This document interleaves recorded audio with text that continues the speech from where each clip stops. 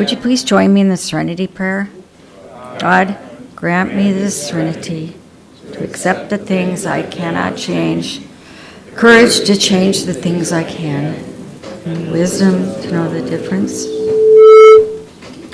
If there is a vacant seat next to you, please raise your hand and encourage those standing to take an empty seat. I guess we don't need to worry about that tonight. Are there any other alcoholics present? This is a non-smoking meeting, including e-cigarettes and vapes. Smoking is not allowed in Manhattan Beach. We remind everyone that we are guests at this location and are lucky to be here. Please respect the no smoking rule. If you have not already done so, please turn off your cell phone and electronic devices. Pause for a moment. Oh. Turn off your cell phones. Restrooms are located to my right around the building and up the ramp. The women's is a little further up the ramp from the men's. Please keep the noise down and respect for the neighbors. We record our speakers. If you'd like a recording of tonight's speaker or of any of our past speakers, please see Chris at the desk to my right. If you have a court card that requires a signature, please place it in the basket when we do the seventh tradition. You can pick it up after the meeting. Any person seeking help with a drinking problem is welcome at this group. No AA entity determines an individual's membership in Alcoholics Anonymous. It is this group's conscience that if any person endangers another individual or disrupts the group's efforts to carry AA's message, the group may ask that person to leave the meeting. All right. Alcoholics Anonymous is a fellowship of men and women who share their experience, strength, and hope with each other that they may solve their common problem and help others to recover from alcoholism. There are no dues or fees for AA membership. We are self-supporting through our own contributions. AA is not allied with any sect, denomination, politics, organization, or institution. Does not wish to engage in any controversy, neither endorses nor opposes any causes. Our primary purpose is to stay sober and help other alcoholics to achieve sobriety. Are there any alcoholics here with less than 30 days of sobriety? We ask so we may get to know you better in the break. If so, please stand and tell us your name, the nature of your disease, and where you are from. Steve, alcoholic. Steve. Hi, Steve. Hey, welcome. Abby from here. Oh. I guess that's all. Will the Al-Anons with us tonight please raise their hands? Hey. Boop, boop, boop. We do not celebrate birthdays at this meeting. However, we do honor them by having those observing their AA anniversary stand, declaring audibly their name, disease, and the number of years sober. It is suggested that members celebrating their AA anniversaries do so by donating a gratitude gift. Some members donate $1 per year of sobriety. Half goes directly to General Services offices in New York, and half goes to Central Office. Do we have any visitors who have not previously identified from outside the greater Los Angeles area? If so, please stand and introduce yourself. Welcome. Is there anybody that is not here? Okay. At this meeting, we read a portion of Chapter 5 from the Big Book of Alcoholics Anonymous. Tonight, we have asked Liam to read this for us. Liam, you may come up. Liam. Thank you. Liam, alcoholic. Rarely have we seen a person fail who has thoroughly followed our path. Those who do not recover are people who cannot or will not completely give themselves to this simple program. Usually men and women who are constitutionally incapable of being honest with themselves. They are such unfortunates. They are not at fault. They seem to have been born that way. They are naturally incapable of grasping and developing a manner of living which demands rigorous honesty. Their chances are less than average. There are those, too, who suffer from grave emotional and mental disorders, but many of them do recover if they have the capacity to be honest. Our stories disclose, in a general way, what we used to be like, what happened, and what we are like now. If you have decided you want what we have and are willing to go to any length to get it, then you are ready to take certain steps. At some of these we balked. We thought we could find an easier, softer way, but we could not. With all the earnestness at our command, we beg of you to be fearless and thorough from the very start. Some of us have tried to hold on to our old ideas, and the result was nil until we let go absolutely. Remember that we deal with alcohol, cunning, baffling, powerful. Without help, it is too much for us. But there is one who has all power. That one is God. May you find him now. Half measures availed us nothing. We stood at the turning point. We asked his protection and care with complete abandon. Here are the steps we took, which are suggested as a program of recovery. 1. We admitted we were powerless over alcohol, that our lives had become unmanageable. 2. Came to believe that a power greater than ourselves could restore us to sanity. 3. Made a decision to turn our will and our lives over to the care of God as we understood him. 4. Made a searching and fearless moral inventory of ourselves. 5. Admitted to God, to ourselves, and to another human being the exact nature of our wrongs. 6. We're entirely ready to have God remove all these defects of character. 7. Humbly asked him to remove our shortcomings. 8. Made a list of all persons we had harmed and became willing to make amends to them all. 9.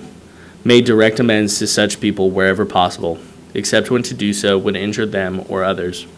10. Continued to take personal inventory, and when we were wrong, promptly admitted it. 11. Sought through prayer and meditation to improve our conscious contact with God as we understood him, praying only for knowledge of his will and for us the power to carry that out. 12. Having had a spiritual awakening as a result of these steps, we tried to carry this message to alcoholics and to practice these principles in all our affairs. Many of us exclaimed, "What an order! I can't go through with it." Do not be discouraged. No one among us has been able to maintain anything like perfect adherence to these principles. We are not saints. The point is that we are willing to grow along spiritual lines. The principles we have set down are guides to progress. We claim spiritual progress rather than spiritual perfection. Our description of the alcoholic, the chapter to the agnostic, and our personal adventures before and after make clear 3 pertinent ideas. A. That we were alcoholic and could not manage our own lives. B. That probably no human power could have relieved our alcoholism. C. That God could and would if he were sought.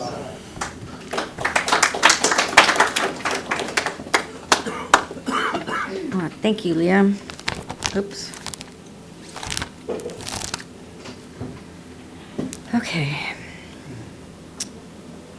Our 7th tradition states that we are self-supporting through our own contributions. This allows us to pay for our meeting rent, other expenses, and contributions to central office in New York. We encourage regular members of this group to donate generously. Passing the basket. The steps are to the individual what the traditions are to the group. Tonight we have asked Ethan to read the 12 traditions for us.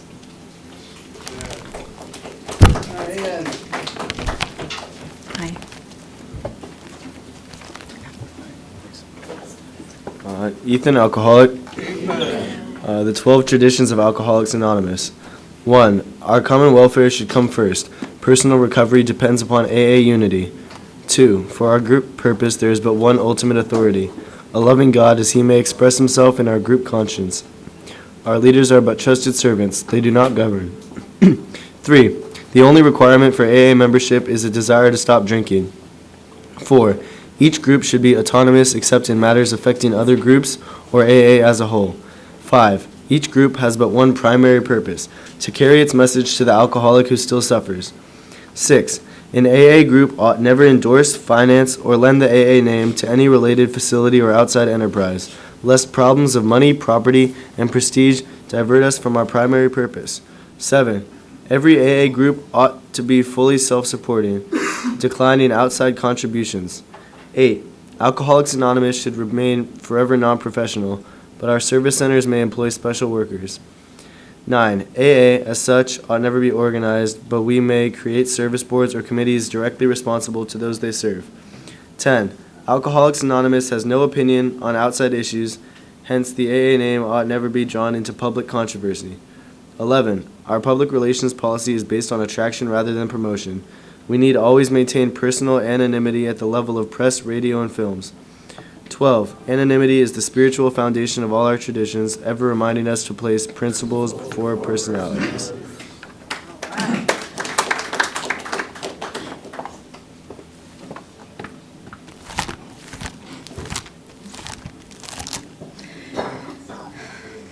The format of this meeting is one 10-minute speaker, a coffee break, and a main speaker. Tonight, our first speaker is Chris. A miracle. Yeah. Christopher, alcoholic. Can you hear me okay? Thankfully, like 15 minutes ago, Merrill was like, "You want to speak tonight?" I'm like, okay. So I was grateful I didn't have time to plan anything. Did I say Christopher, alcoholic? Yeah. So, I really love this meeting. I've been coming for 20 years. I've been coming, that's not true. Came to AA in 2004. I've been coming since 2010. So basically 15 years, and I have, 251 days. So you can see that it wasn't continuous sobriety. So I'm Palestinian, and my first name is Naeem, but I go by Christopher, my middle name, because I grew up in New York, and I was the only non-white kid in an all-Catholic school in the suburbs, and so, I felt less than and different, and then, some sexual trauma as a child. So I've always had this less than feeling, and, I was built to medicate, I was built to medicate. You name it, I inhale it. So, I got a DUI in 2004, and I went to Clark Stadium in Hermosa Beach on a court card, and back then there were bikers at that meeting, and it was a men's stag and skaters and punks, and they all held hands at the end of the meeting, and I go, I am out of here. This is not for me. And so it took another 5 years to come back to AA in 2009, and I went in and out into 2010. I was newly married, and my wife called up my dad and just said, I'm done with him after only being married for 3 months. Winning! So my dad, heart to heart, he goes, listen, you're going to put me in the grave, and your wife's going to leave you. So my home group back then, and still they're one of my home groups today, is the South Bay Trudgers. And they're really, if you stick with them, I can't say anything bad about them. They're a great group. We've got a great sponsor. And, I built this great life for 1,865 days, which is just over 5 years, and I went out. And, I didn't really understand why I went out back then. Externally, my life lived great financially, had a house and all these things that you'd think you'd get, building a big real estate career. And then I only went out for like 6 months. I drank once a month for 6 months. And then I came back in 2016. And I always felt there was something missing.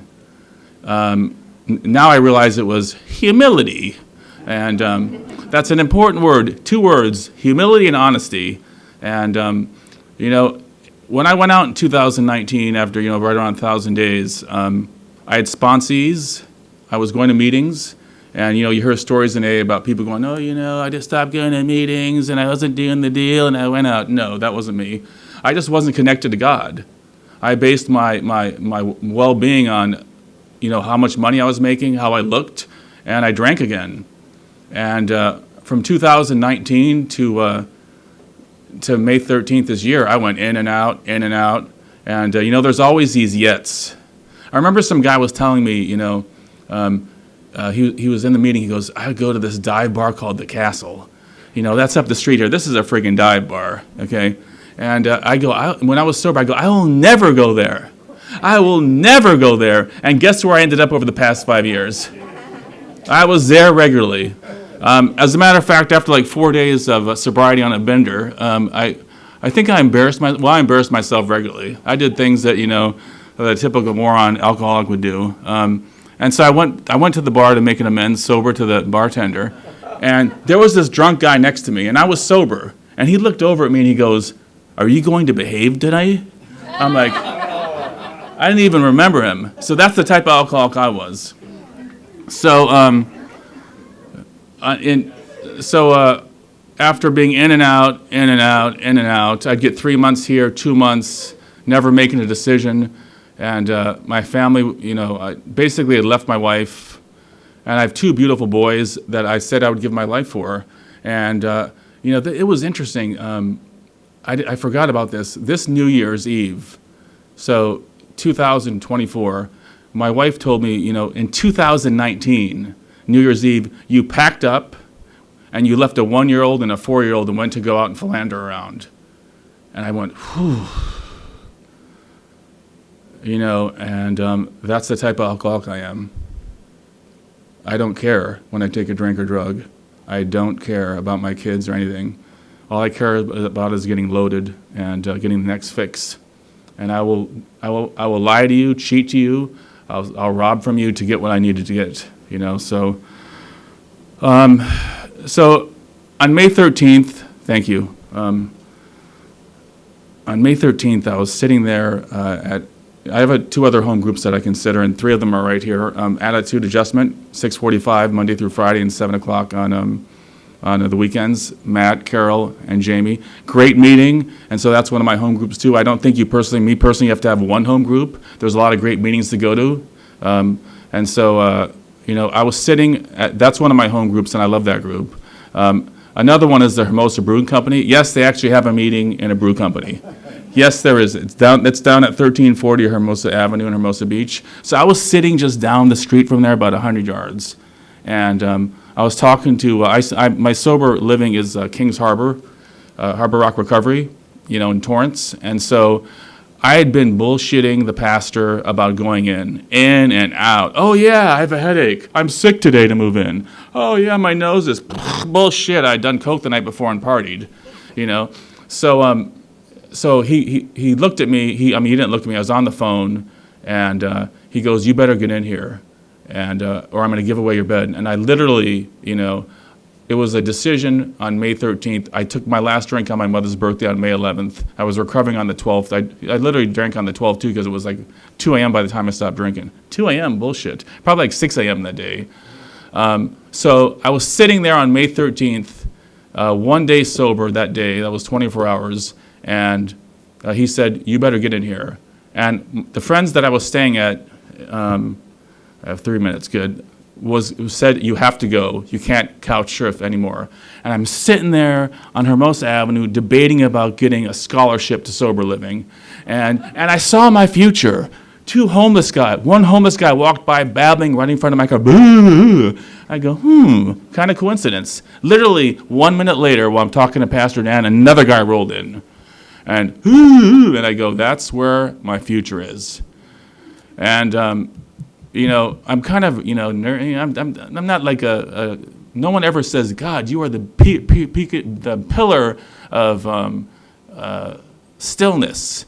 You are the type of guy that people call to talk to Buddha." No, I'm a spaz. So there is a guy that sleeps outside Good Stuff. Because I park on the top floor and I see him. And, you know, he's a kind of fit guy, but he sleeps there at night. And like 6:30 in the morning before the meeting on Wednesday, I see him, or I'll see him after I go to the Hermosa Brew Company. And so he camps out at Martha's, you know, by the tower there. And my wife looked at him one time, and she was watching him, and she goes, and he's all stretching out and doing his gyrations. This is a homeless guy. And she looked at me just recently, and she goes, "He kind of looks like you. He has these gyrations." And I'm going, holy shit, you know. And so that's where I'm headed. You know, and so what I've done basically, quickly, I got a sponsor, 2 meetings a day. I take direction, and I'm really working on my humility. You know, because without humility and honesty, but before I thought I was one of these guys that you'd say I was constitutionally incapable of being honest with myself, and I was. And you know, today my life is a lot better. I go to 2 meetings a day. I call my sponsor twice a day, and I really work on my honesty. And another miracle was this. My dad was railing on me, and this was a spiritual experience. My dad came to town from San Diego just before I got sober, and he was like, and you know, he's Middle Eastern. "You have disappointed our family. You've ruined your life. You lost your house. You lost your cars. Your wife's left you. You've left your sons. You philandered her. You've embarrassed the family." You know, and my brothers are a ER doctor and a professor, and they're well known. And my cousins, you know, own buildings in Chicago, and they have a street named after them. So I feel like loser, you know, getting bounced on, and then my dad said, However, there is hope for you. And literally 1 minute later, Bobby Valentine walked in. And so that was a bit of a spiritual experience. And since then, he and I go to night meetings at least once or twice a week. And he's 30 years older than me, and he's built a great life. So I've thought to myself, hey, there is hope. So thanks for letting me share. God bless you all, and enjoy your evening.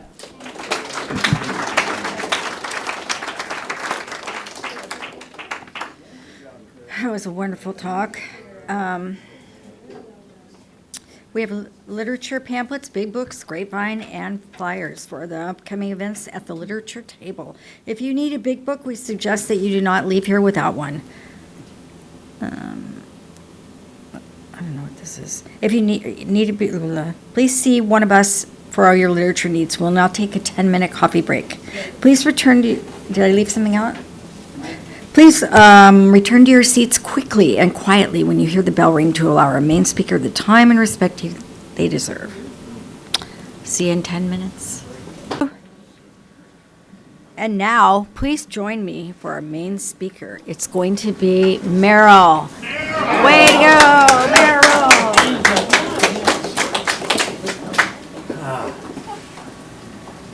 Don't sound so surprised. I can say it's Merrill alcoholic. I have my oxygen handy. I don't know whether I can get through 35 or 45 minutes. If I can't, we get to go home early. That's the good news. I also have my oxygen by my side. I was born in 1943, and by the time I reached puberty and a time to have a good time, there were things like sex, drugs, and rock and roll, free love, and a lot of acid.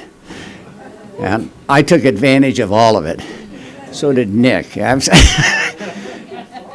It's an age group, you know, but I understand it still goes on today. My goodness, who would think of it? And lots of alcohol. We used to do the cocktail parties. My mom and dad, my father was a dentist.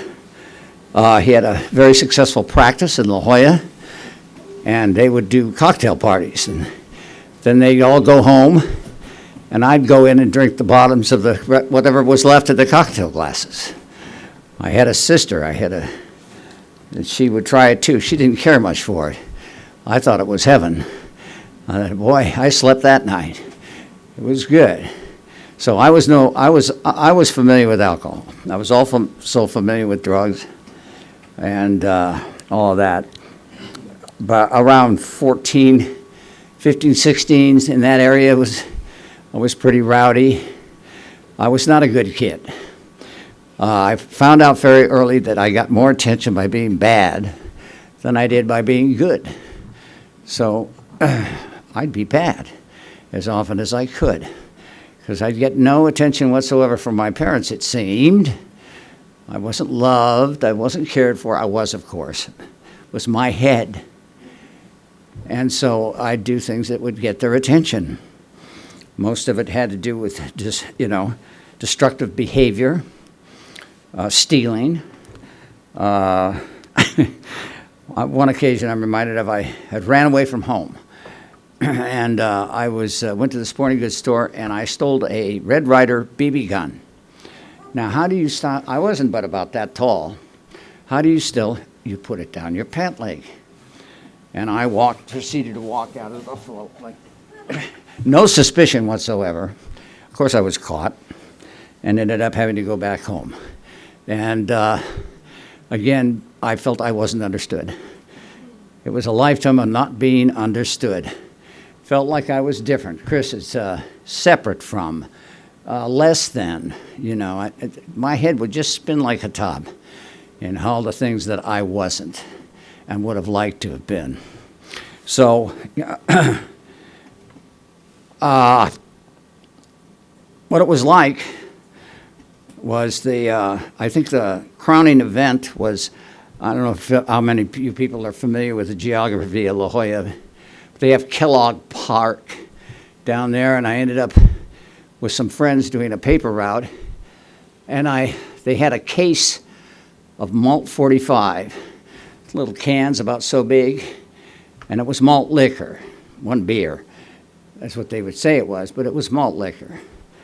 And I was like 16, I believe, and I sat in the back while they delivered papers, and I drank, I don't know, as much of the case as I could possibly get down, and I was throwing the cans out the window on all these manicured lawns at Kellogg Park. And the police were called, and I was taken to the La Jolla jail. You'd think it'd be a lot fancier. All it was really was a room with a jail door on it and a place to sit down. There was no place to lie down there. They didn't do overnight. And my parents would not come down and get me out of jail. Another, chalk for nobody loves me. They sent instead Frank and Esther Sermon. I'm going to use their last name because they were part of the early part of Alcoholics Anonymous. They knew Bill and Bob. And they came and got me. And all the way home I was told about how maybe I have a problem drinking. By that time, I was just recovering from a hell of a hangover. And I was not getting it. They put me in their couch and I slept for, I think, overnight. The following day they wanted to take me to a young person's meeting. I don't know, I remember that to this day. And to this day, I wish to hell I'd have gone. I truly do. I didn't get back to Alcoholics Anonymous. Well, I went up for a while, so I was older. I was out making my bones in New York City and did a lot of traveling in the media business, entertainment industry, and so on. And it was somewhat more forgivable, the likes of methamphetamine, cocaine, and the like. And drinking was just a normal living, And I drank a lot. Catch my breath here a minute. Well, and I also smoked a lot. I wasn't a big fan of weed, but I did smoke some, but I just didn't like it. It made me a little paranoid. But my behavior essentially would, I think, be classified as I managed to get drink and get sober and get my work done. I was a big fanatic about two things, being on time. And if I was on time, as far as I was concerned, I was late. I always arrived at least 10, 15 minutes early. And you stay until the job is done.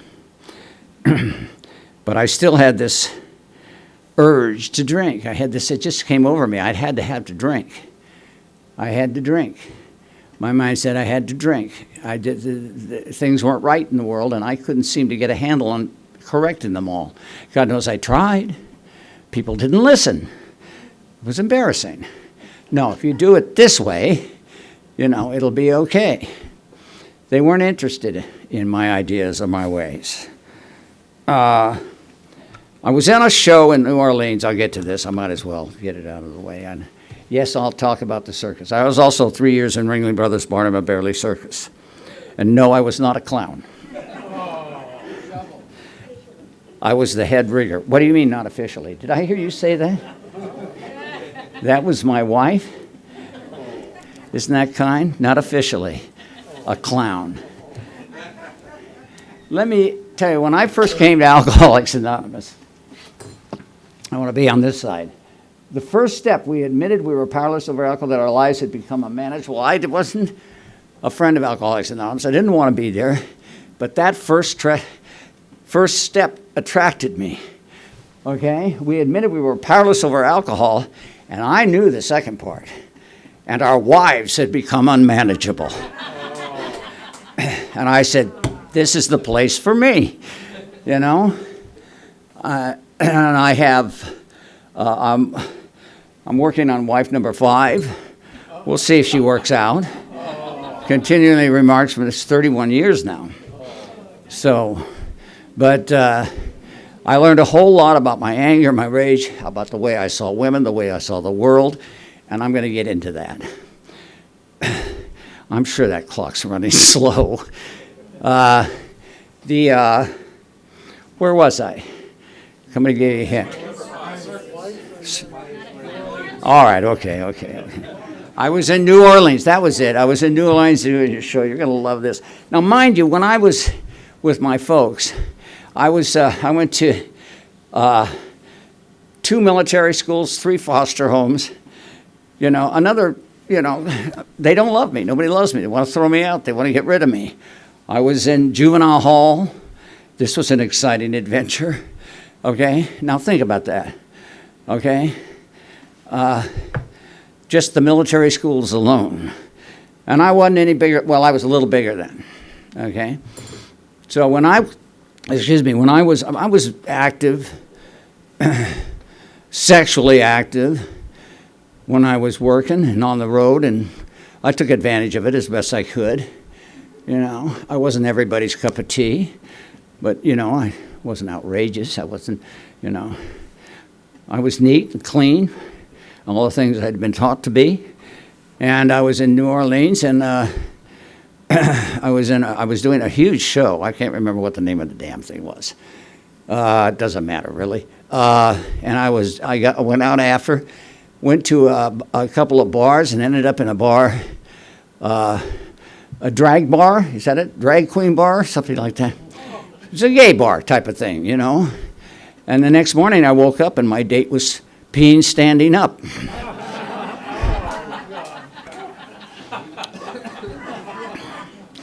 And I thought, well, I'm on, what was I on, marriage number 3 then. I said, maybe marriage isn't for me. Maybe women aren't for me. Maybe I'm gay. I did. I thought this way. I thought, I know, I want to find out. So I went back east because of, I knew of an organization back there. It was called Aesthetic Realism. It was founded by Eli Siegel. And it went on the principle of all beauty is a making one of opposites, and a making one of opposites are what we are going after in our own lives. And they had people there that had changed from homosexuality and had normal lives with wives and kids and so on. I thought, let me see what this is about. So I went and I studied with a consultation group called Consultation with three gentlemen who had changed. And I told them what my problem was. I was certain that perhaps I had tendencies towards the opposite, towards the same sex. And I was concerned. I was there for 6 months. I actually was there for 4 years. I wasn't in the consultation, but at the end of 6 months, they stood in front of me and they said, Mr. Harrington, your problem isn't that you are gay. That's not what your problem is. Well, what could it be? They said, you just don't like people very much. Oh, wow, I got an answer. Now I knew. I didn't like, now that didn't do much for my anger because I felt like it gave me the right to have my anger. I don't like people. I don't like people very much. Well, sometime after that, Mr. Siegel died, passed away. But he gave me some wonderful information, and the way of seeing the world was rather quite remarkable. It truly was. I learned the definition for love in aesthetic realism. Love is being proud of the way you need another person, place, or thing. I thought that was pretty powerful. And when Mr. Siegel passed away, I moved back to San Diego. I moved back to Los Angeles and started my life again, and I continued to drink. I continued to drink like I'd always drank. I drank until I blacked out, and I never got a DUI. I got pulled over for reckless driving, and I don't know why, but they thought I'd been drinking too much. The police, but he was very nice about the whole thing. And that's when I got the DUI. I got the one DUI, and I lost my driver's license. Now, I was, and I still fight. I struggle with my arrogance, and humility was not a word that was very friendly to me either. And I went through the process. I still drove. I drove through the entire process. They didn't do the breath stuff where you just have to breathe into something to start it and so on. I paid an enormous fine, and my lawyer got me off. And I just went out and restored my license and went on life as usual. Life brings me to another important part of this. This is where I finally got to the point where I could I couldn't bear it any longer. My rage was taking over. My anger at women was continuing to consume me. My drinking was obscene. And as this program tells us, we admitted we were powerless over alcohol and our lives had become unmanageable. That's where I was. I started in Glendale at what was known as the Windsor Club. I lasted there about 4 years, and then I had a horrible toothache and decided that Jim Beam poured over it would be the answer. And it started again. I was on my way again. I wasn't a newcomer, that was for certain. And I had gone out and decided, well, what the hell? I already took the drink. I might as well continue, I didn't get to Alcoholics Anonymous until I was 50 years old. I'm 81 now, that is 31 years of sobriety, and that's where I met the most remarkable way of seeing the world I've ever met. It changed my entire life, my personality, the way I saw, mostly the way I saw women. And it's just like a 180-degree turn. Now, it doesn't mean I don't slip and fall in the way I see from time to time. It doesn't mean I don't get angry any longer. I do. Oh, and for Andy, I haven't forgot the circus. I also ran away from home and went to the circus. I was there for 3 years. I was the rigger. I became the head rigger. And I remember, I don't remember too much about it, but I do remember getting drunk in the Washington train yards. And they have locomotives. Some of you may recognize them. They're huge black monsters, and they go from D.C. to Washington at 100 gazillion miles an hour. And I was drunk. I came out of the train. The whole circus was on a train car. Just after they got out of canvas. They don't have anything in canvas anymore. And I got onto the back end of the track of the circus, the back end of one of these big Washington, D.C. trains. There were 4 of them in a row. They hooked them up, asshole to whatever. And I was trying to start it. And I'd jerk on the things. I get in the cabin, jerk, nothing. I'd walk along the sides and into the other one, and I'd jerk, and nothing started. I got to the front train. I'm going again, and then all of a sudden the entire thing went and started. Scared the shit out of me. I waddled out as best I was drunk, mind you. I waddled along the side edge, and it never occurred to me that it was about 8 feet down from the front of the locomotive, and I walked right off the end of the locomotive, landed on my face. God takes care of drunks. And then got up, went back to the train car, and fell asleep, passed out. No repercussions from that one. And I could tell you other ones, but that one will do. That was good enough. I woke up. That was because of one of the Polish workers who came and also cut hair and gave me my first taste of, what the hell was the name of it? It's damn near almost 100% alcohol. What was it? It's like Everclear. It could be the same thing. I didn't know what it was. He said, you need to drink it with this big, thick raspberry syrup, I said, I don't know, that's like vodka. I'll take that. I poured it down, and I thought I ignited my entire intestinal tract. I did it a couple times, and I was gone, man. I was drunk right then, right now. And then I went and hopped over on those trains and thought it would be a good idea to see if I could drive one to New York. Anyway, okay, I told the circus story. I have others. Just talk to me later, and we'll have a cup of coffee. Now, where was I? After the circus. Oh, okay. I got into the program of Alcoholics Anonymous, and I was a believer from the beginning. I had already gone through it once. I knew damn good and well it did work, just didn't work for me, And I came to the realization of why it didn't work to me. Because I had not had my last drink. I had not finished with my behavior. And in thinking straight about it, using my head for the right reasons, instead of, building up my own bullshit, I started reading the book. I got a sponsor.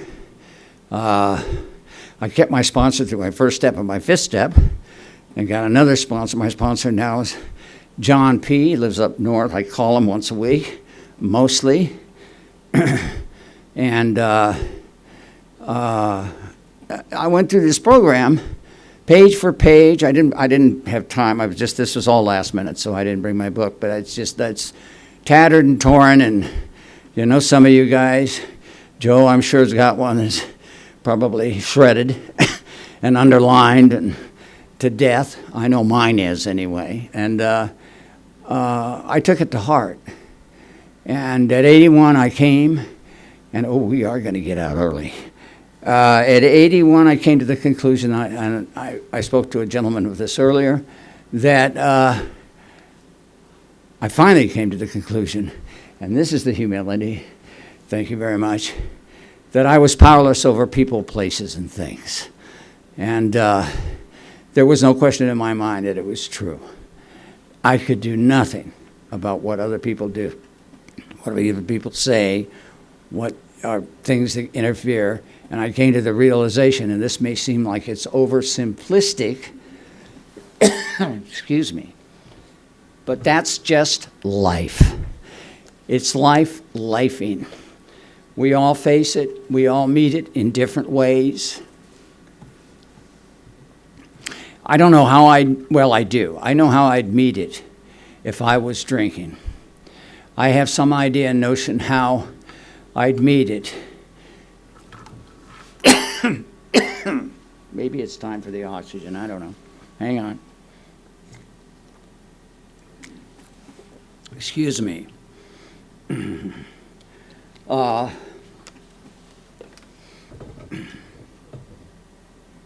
not? This is humility, folks. Yeah, that too. Yeah, but it's humility, and it's important that I learn humility because, believe me, if you don't feel you're going to learn it now, you will. I guarantee you. And that, essential to me, is what I've learned. I still have struggles with it. I still don't like to be seen breathing through a tube. At 81, I still don't know what many of the rooms in my home, why I'm standing in them. The only one I'm pretty sure of why I'm there is the bathroom.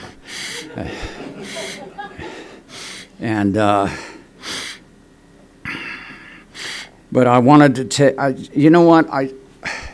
I'm sorry I'm kind of at loose ends here. I just don't think there's any way I can tell you how remarkable this program is to an alcoholic. And I can only make a meager attempt into the way it's changed my life and the way I see.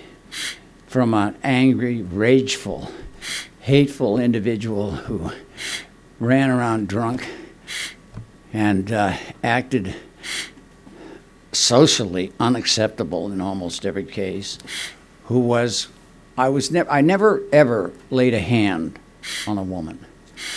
But when I have my wits about me, I have a horrible tongue, and I have abused them emotionally. And you just can't do that. That's another thing this program has given me, is it's shown me the sacred beauty of women. Sometimes women themselves don't even understand it or realize it.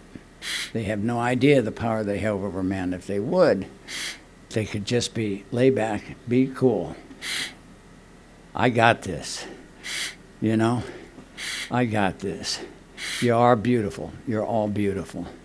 And it took me years to come to that realization. A lot of time spent over, well, this one did that and that one did this. My mother, when I was a small child, my mother used to slap me a lot. And I blame it all on that. It's not good to slap a young man, particularly if it's a mom. It's just not acceptable. Those are the things that fathers are for. And my father, God bless his sweetheart, he was an Eagle Scout, he was a dentist, he was just one of those guys that butter wouldn't melt in his mouth. He just was a nice guy. I couldn't count on one hand how many times he ever tried to spank me. And, all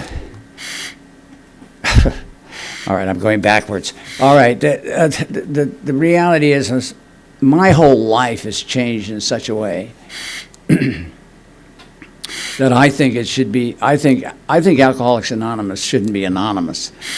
I know it needs to be. I'm not stupid. I realize it's important that it is. I understand that. But it just needs to continue to be shown by our actions. Now therein is and I'll close with this and we'll all get to go home early. That's if you big guys in the back stay and help clean up, okay? I know I'm going to do this because I'm also your temporary secretary. And I'm going to turn right to there so I know. Mary Ann, where's Mary Ann? Oh, no, you're fine, sweetie. Sit down. I just wanted to thank you so much. We were really in a tight spot tonight, and she filled in for us. Great. Chris, absolutely remarkable speaker. Did a great job. Fantastic job. And before I leave the podium and give up my sense of power here,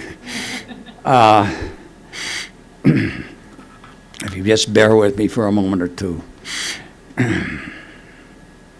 I don't think I'd be alive today without Alcoholics Anonymous. I did some really horrible stuff here that I didn't share, nor will I. I want to keep people, I don't want to scare them away. But some of it was pretty frightful. And as far as I know, for 30 years now, I've lived a respectable and honorable life. I sleep like a log. I don't have, the conscience is not tearing at my soul any longer. I've made my amends. And the ones I haven't, I have to do so in living amends. And so that's what I do. But life is life. It'll always be life, and everybody will have to deal with it. It's not personal. It doesn't say, Joe, I'm after you, and I'm going to get you for this, that, or the other.